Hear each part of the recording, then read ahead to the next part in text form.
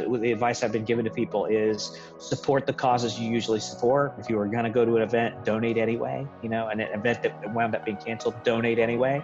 It takes a very strong person to maintain commitments in a time of uncertainty. And our community is full of very strong-willed people who I think are going to do that and are going to see, our social service sector through this very difficult time.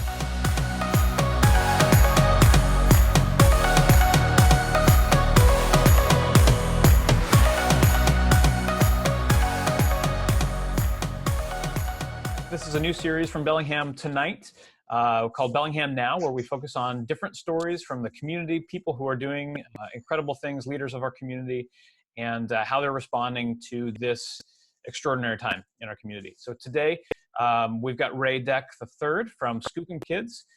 And thanks for joining us, Ray. I would love to hear kind of from you, what is today looking like for you? I know that things are changing day to day, hour by hour even.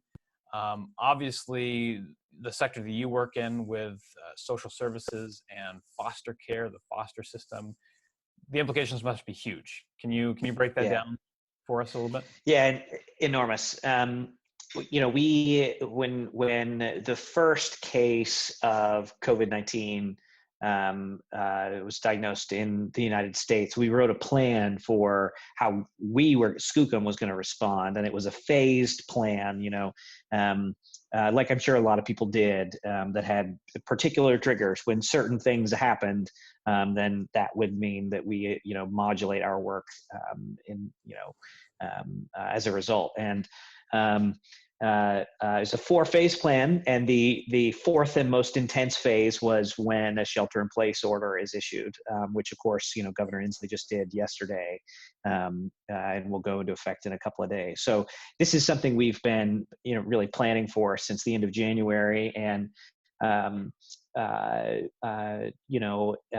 we just had an emergency all hands meeting last week when we got the sense that maybe it was coming. It was okay, time to get serious and put ourselves in the position to deliver almost all of what we do remotely, through video conference. And I'm really proud of the way our team has rallied and responded. So today, for most of us, while there's still a few non-essential businesses open, it's running around town and grabbing quarantine supplies and getting ready to hunker down. So that's what today's about. Yeah. So, I mean, obviously with schools being closed, that's a huge support system for the kiddos that are in the system and being cared for by families, and social distancing measures, obviously quarantine, now not being able to go anywhere. Like what are families doing? What are foster families doing during this time? What is the system doing to sort of interact with this? And what is Skookum's approach? How are you supporting that, or what's next? Yeah, when the announcement was made a few weeks ago that schools were going to be closed for a significant period of time, we sent a message to all of our foster families and just posing the question, like, hey, how is this going to work for you? What can we do to help support you? And about 10% of families said that they would need some kind of childcare in order to maintain the foster care placements that they had at the time. So that was a blinking red light on our door that we were going to need to step in there. There's an acute shortage of childcare in our community to begin with, and then close schools and eliminate some of the naturally occurring childcare supports, that need becomes really acute, especially for families who had recently accepted a new placement where they maybe haven't had the time to work out, those kinds of things, those plans you develop over time. Every family with school-age kids, you build your snowstorm plan, whether you think of it as that or not, but you build that gradually over time as the children grow up. And for a family, maybe they don't have children of their own, 2 working adult household, and they just accepted placement of a sibling group last week. And we have several families like that. And so we're acting as kind of their ad hoc support system. A couple of families that we support where both adults work in healthcare or they're first responders. And so we're providing childcare for them. The thing I'm most concerned about in this season is quarantine is a perfect environment for child abuse and neglect to occur. So I am most concerned about the kids who are not in foster care right now, Right. but are quarantined in an unsafe situation, who, as soon as this quarantine's lifted and kids are back around coaches and teachers and mentors and parents and pastors, stories are going to be told, reports will be made, and there will be a wave of children entering foster care for the first time. So we're doing what we can to get ready for that. Right. Yeah, I guess just preparing for what comes next after this, and Right. I guess there's still so many unknowns about where we're at now, but I can see Yeah. how that could provide some big challenges for you. Yeah. Are there resources that you guys are trying to push out and make available for families that I noticed on your Facebook page, there's some stuff there that, some fun ideas you can do with your kids and just keep people from going too stir crazy while they're locked in there.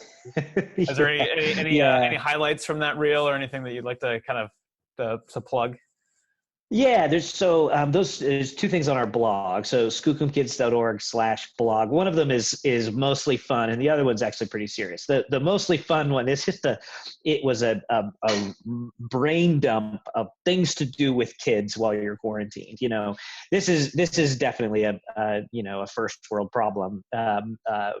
Healthy adults quarantined with healthy children who are climbing the walls trying to figure out what to do. So it was, I'll have to take a look at that, because right now we've been listening to the Frozen soundtrack on repeat for the last 2 weeks. That's right. Yes. Yeah. So it'd be good to find some new fresh ideas. I'll be checking. Yeah. There's a list. I think there's 15 things on there. It's everything from, Audible, which has made available a huge catalog of children's audiobooks for free, no subscription necessary. And there's a number of like world-class museums who have virtual tours up on their website, which, just all kinds of stuff you can do.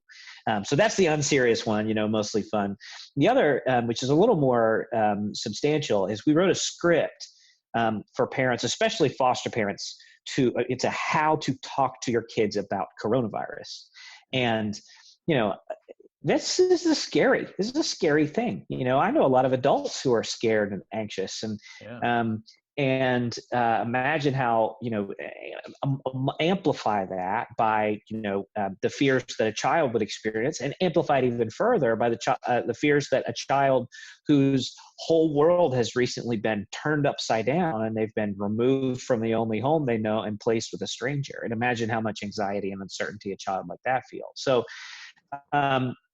the script is really intended to act as a guide for all parents, but especially foster parents, for how to talk to kids about this big, scary thing.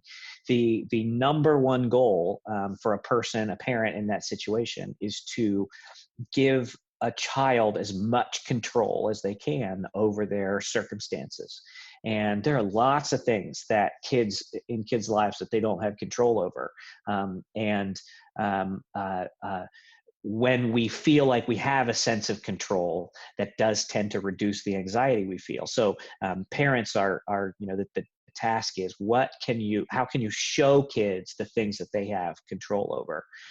So that's, I think, been a useful, I've used it with my boys. My boys certainly, haven't experienced abuse and neglect and have experienced the kind of trauma that a lot of kids we work with have, but they're nervous about it too. My 3-year-old really concerned about some of the things he's heard on the news and hearing, adults talk about in the other room. And so it's been a really useful, to use parts of that script with him as he's, coming to understand what coronavirus is and what it's going to mean for him.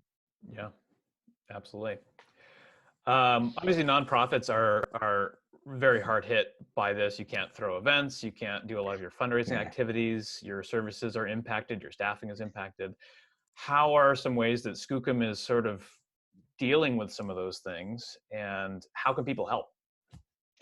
Yeah, big bummer. We had to cancel a major event here that was going to be this weekend, and that's obviously not any fun, and it's going to hurt. We're going to miss the revenue, and we're not the only ones. There's lots of organizations that are that way. So the advice I've been given to people is support the causes you usually support. If you were going to go to an event, donate anyway. An event that wound up being canceled, donate anyway. It takes a very strong person to maintain commitments in a time of uncertainty. And our community is full of very strong-willed people who I think are going to do that and are going to see, our social service sector through this very difficult time. Yeah. What are some ways that people can take action? And actually, if they want to contribute to Skookum, how can they do that? Well, we're always looking for people who are interested in making pledges of ongoing support.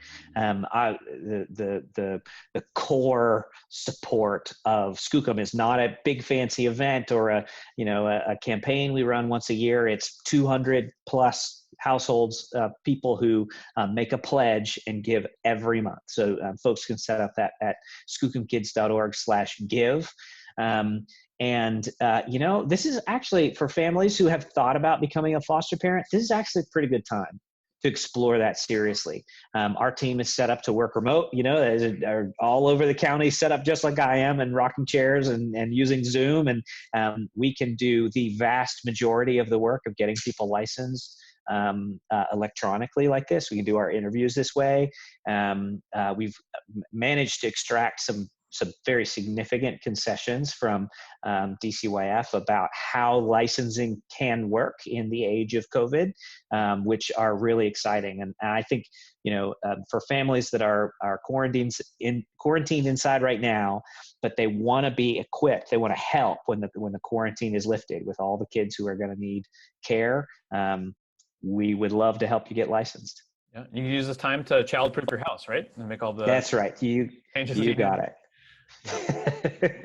So that's encouraging to know that things haven't just halted for you, that there's still forward progress, there's still movement. And if people are interested in either giving, obviously that's a big need, but becoming a foster parent, getting involved in the work that you're doing. What about volunteering? Has that been shut down for the time being, kind of at Skookum House, or how are you handling some of those things? Yeah, Skookum House is our emergency shelter for children entering foster care, and I've been saying for the last month it is organized in such a way that it can be counted on to do two things well: care for kids and spread coronavirus. So 8 new adults every 24 hours, right? Kids coming from unknown circumstances who have been exposed to who knows what, and we turn over 8 new adults every 24 hours. That's a perfect recipe for importing the virus to Whatcom County. So we've been, for the last month or so, only taking care of kids from Whatcom or Skagit. And with the governor's shelter-in-place order, what is it? Stay home, stay healthy order yesterday, we've made the choice. It is technically an essential service, but the way it's configured just seems like the right move to pause operations for now. So Skookum House is not operating at the moment. We plan to pin, its operations to the stay-at-home specific order, which we expect will be the first thing lifted. So as soon as that's lifted, we'll be back in business. Yeah. So again, for people interested in pitching in and being on the front lines when kids do show up there, the next 2 weeks are a great time to get ready. Yeah. Are you accepting donations? Of course. Supplies, materials. What would be most helpful at this point? You know what? I actually just got a Slack message about this the other day, that we are running low on size 5 and 6 diapers. We actually keep an Amazon wish list current. There's a link to it on our Facebook, but there's a number of things on there that would be helpful. But in particular, size 5 and 6, for some reason, we're like swimming in size 3, but 5 and 6 are the sizes we're running low on. All right. Well, sounds good. Is there anything else that would be good for kind of the community to know at this point in terms of how things are progressing in your space, your area? Or it's interesting to me watching how different people respond to it, and I, as as usual, I seem to learn something from everybody, but I'm at the moment learning the most from my kids. And I've got 2 boys, 3 and 1. And, like I mentioned, the 3-year-old, things that he overhears that kind of scare him a little bit, and he asks questions and he's kind of processing it. But the majority of his experience has been one of great excitement, because he is getting more of the thing that he loves the most, and that is mom and pop's attention. And he's getting more of that in the last week and then the next 2 weeks than he usually gets. And so he is soaking that up. And that's a poignant reminder to me that, I am quarantined, and I don't like that, but I am quarantined with the people that I love most in the whole world. And I'm not going to look past them. My quarantine goals is to love the people around me. Awesome. I think that's a perfect spot to end. And yeah, Ray, thank you so much for your time today, and of course for the work that you're doing in the community that doesn't stop because of all this crazy stuff going around. It's important work, and I think you've shared some great ways that people can get involved. I encourage everyone watching this to help out, support wherever you can. We're going to be doing more of these interviews throughout the coming weeks, and trying to just put more information out and allow people to get a little bit of a behind-the-scenes look at local businesses, nonprofits who are all handling this in different ways and with different perspectives. And hopefully we can add to that conversation within our community.